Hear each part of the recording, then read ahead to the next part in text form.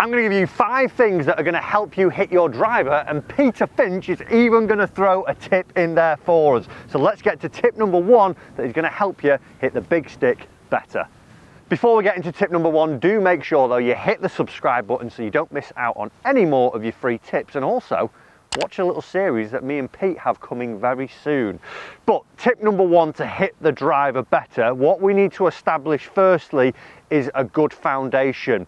When I'm giving lessons, when I'm seeing people out on the golf course, we get the driver, we want to hit it far, but what I see from a lot of people is that they stand to it, they almost look off balance because they're thinking about hitting it hard. We're not actually thinking about how we want to generate power, and it's going to come from the ground up, and to do that we need to have solid foundations. Think of your house being built on sand. It's probably going to sink and fall over. We need it to be built properly, have good foundations, so then we can build it high and strong. Same when we're hitting driver. So as we address the golf ball, try and make sure that we get the feet the correct distance apart, being just past shoulder width. We want to see that we get a little bit of tilt of the spine away from the target. A lot of the time I'm seeing people tilting the spine towards the target purely because the ball's further up the stance. I do see people as well leaning too much towards the golf ball, or actually getting in a little bit too close and almost being too cramped as well. So set the driver in, find that comfortable position. A good rule of thumb would be about 2 fists away from the belt buckle. From there then establish this good foundation and a good tilt with the shoulders pointing up towards the sky, towards the target.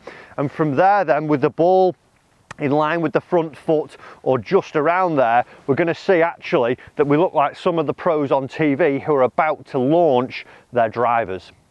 Tip number 2 is all about your takeaway. As I alluded to before, a lot of golfers want to hit the driver as hard as we can. It is great fun when you smash that driver and it's going down the fairway and it's getting that long distance. It's nice, it's an enjoyable feeling, but sometimes we're too eager to do that. So as we've established a good foundation, what I tend to see very quickly, that either the driver is picked up in a quick motion, we don't see any of the core or the legs being used to actually start the golf swing, or I drag it in very quickly with quick hands because again I'm trying to build that speed up. What I want to try and do to develop a good takeaway is I want some width and I want a little bit of connection. So as you have established this good foundation, what I want you to try and think of now is that if we created a triangle between our arms and our shoulders and we had the butt of our club looking into our stomach, I want you to try and maintain the butt looking into your stomach and maintain this triangle as we take the club away. From there, we'll see width, we see the butt pointing back towards our stomach there.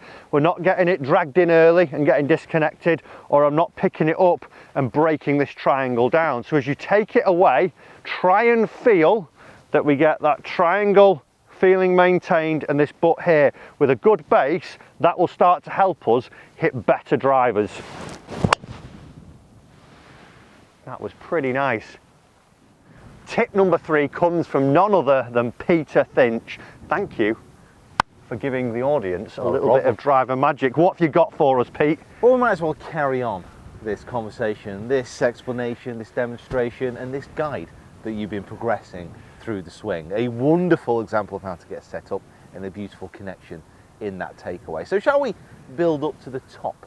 Why not? I like that idea. Shall we carry on to the top of the swing? So we have that foundation, we have that takeaway maintaining the triangle. Now, what a lot of people will do from here is they want to continue that rotation, they want to continue that turn.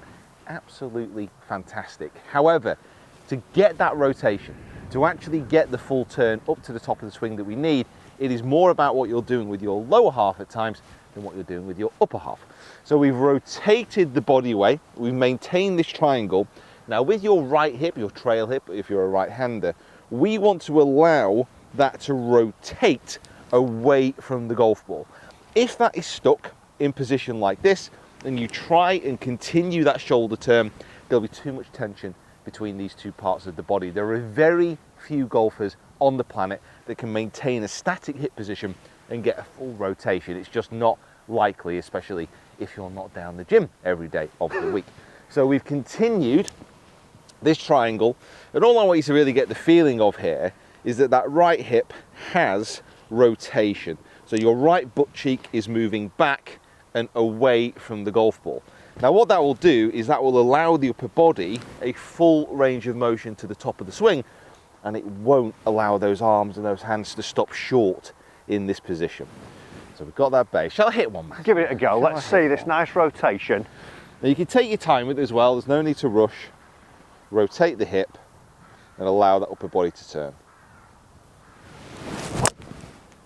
Wow.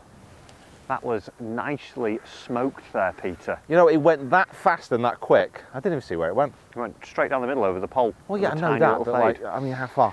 Very, very good tip there. So make sure you're not getting stuck in that backswing. Let that right buttock for the right hander turn away, and we'll start to see we get some nice full turns. Pete, thank you very much for that one. Thank you. Tip number 4, the transition. This is where it breaks down for a lot of people. We want to hit it long, we want to hit it far, and because we've got the longest club in our hands, we sometimes throw the hands at the golf ball, and that isn't what we want to do.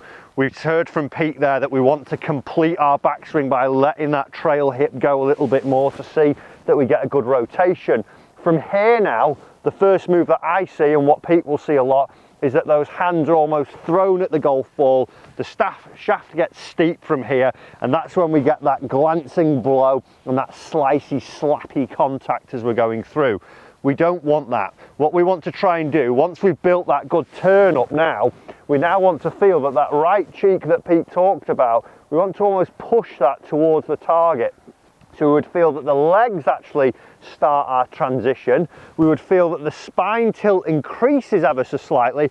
And from here then we're storing all this torque and this power that we've created in that great backswing.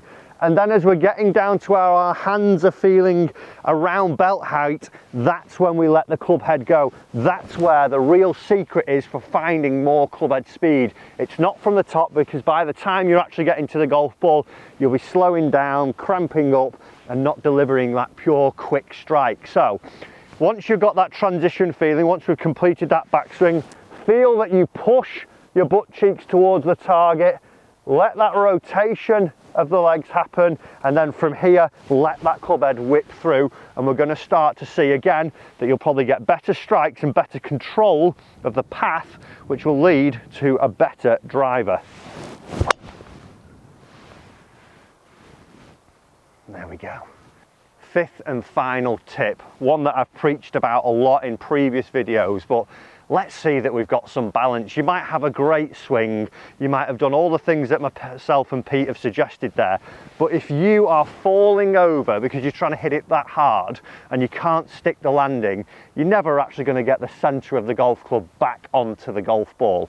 So even in your practice swings, just make sure that there's a bit of speed, but just see that you can actually stand and hold the finish. The amount of times I ask lessons to do this and just stick the landing and we see this happen, it is unbelievable. So just make sure, all things aside from what we've said, even if your one thought is to hold your finish and be in a balanced position, if you can couple that with the 4 other points that we've made in this video, we should see that the best drive will come here now. And there we go, a nice little fade, all because I'm doing those 4 things that we've talked about and I've stuck the landing. Guys, thanks for watching that video, and thank you, Peter, for coming on and helping the audience. If you haven't already, check out SwingQuest for more swing tips. Give the video a little like and a thumbs up and a sub, and we'll see you in another lesson very soon.